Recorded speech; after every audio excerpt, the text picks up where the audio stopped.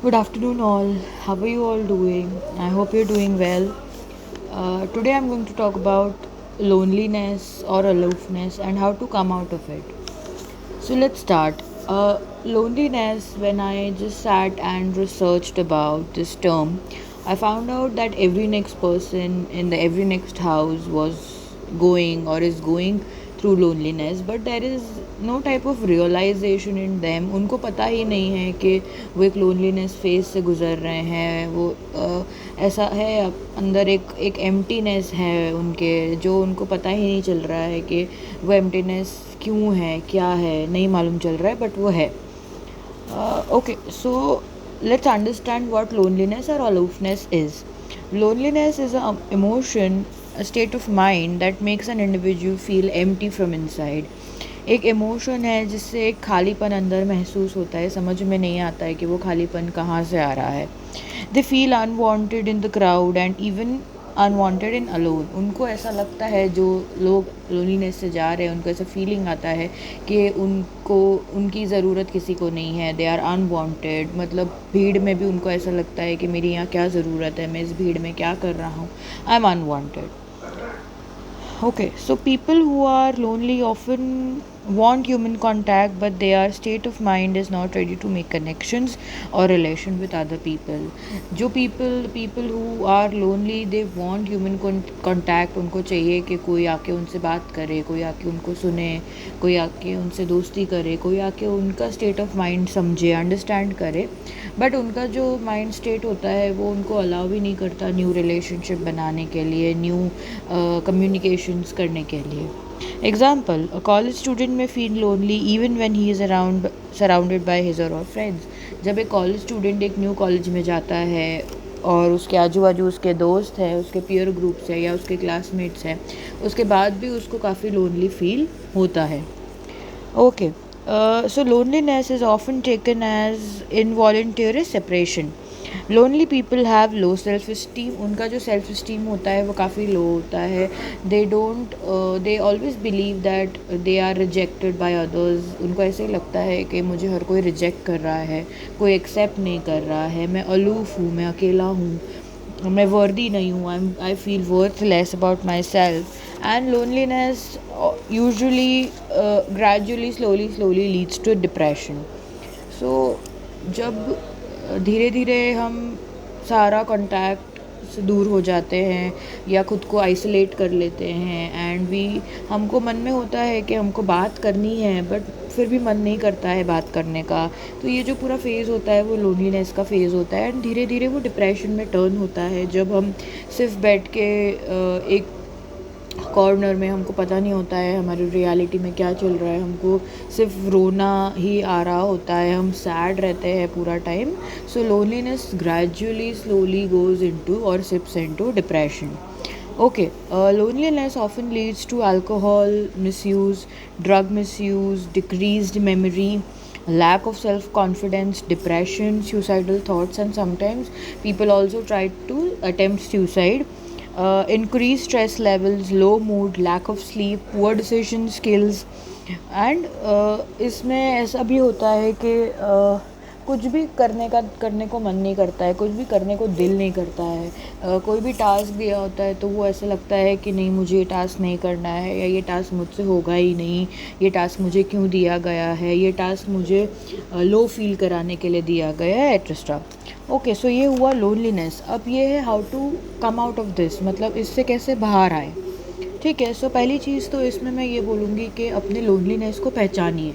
Recognise your loneliness, उसे accept कीजिए, उसे एक्नॉलेज कीजिए कि हाँ, मुझे इतने दिनों से या इतने हफ्तों से अकेला महसूस हो रहा है, अनवांटेड महसूस हो रहा है. जैसे जैसे आप उसे एक्सेप्ट करेंगे, that is the first step that you are ready to heal. कि आपने अपनी प्रॉब्लम को या आप अपने इशू को एक्सेप्ट कर लिया है और अब आप उसको हील करना चाहते हैं, या उस दौरान से या उस सिचुएशन से आप बाहर आना चाहते हैं. So recognise your loneliness, recognise your emotion, your state of mind, accept it and ask for help. मदद मांगने की ट्राई कीजिए. मेक न्यू फ्रेंड्स और join an activity that you like. नए दोस्त बनाने की कोशिश कीजिए, कुछ ऐसी एक्टिविटीज़ कीजिए जो आपको अच्छी लगती है. Instead of feeling not worthy, think positive and have positive attitude towards people and relations. जब आपको ऐसा लगता है कि मैं वर्थलेस हूँ या मेरा कोई वर्दी नहीं है या मेरा यहाँ पे कोई काम नहीं है, उसके बारे में बार बार सोचने से अच्छा ये सोचिए, कुछ अच्छा सोचिए कि हो सकता है आज नए लोग मिले हैं या आज मुझे कोई नया टास्क मिला है, तो हो सकता है ये टास्क करने के बाद मेरे अंदर मुझे ऐसा कोई स्किल दिखे या मेरे अंदर मुझे ऐसी कोई खूबी दिख जाए जो मुझे पता ही नहीं था कि वो मेरे अंदर है. तो पॉजिटिव सोचिए. Join a group of people or activity where you get people from similar area so you can discuss openly and take steps to come out of your loneliness state.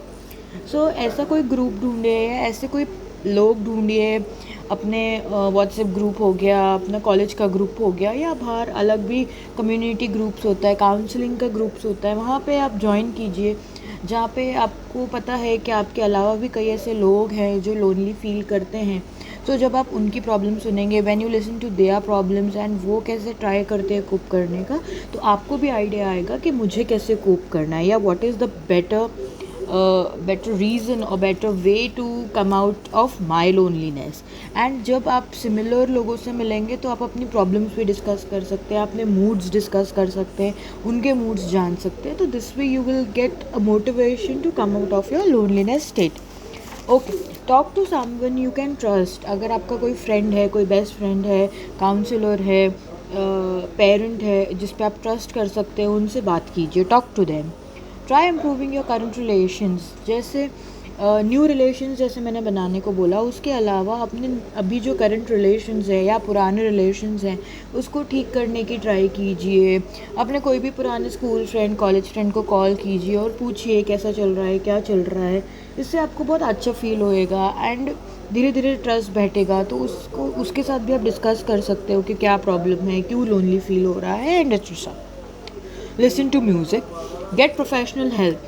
एक बार आपने अपना लोनलीनेस एक्सेप्ट कर लिया है तो that is the first stage you want to heal yourself. Slowly go towards getting professional help.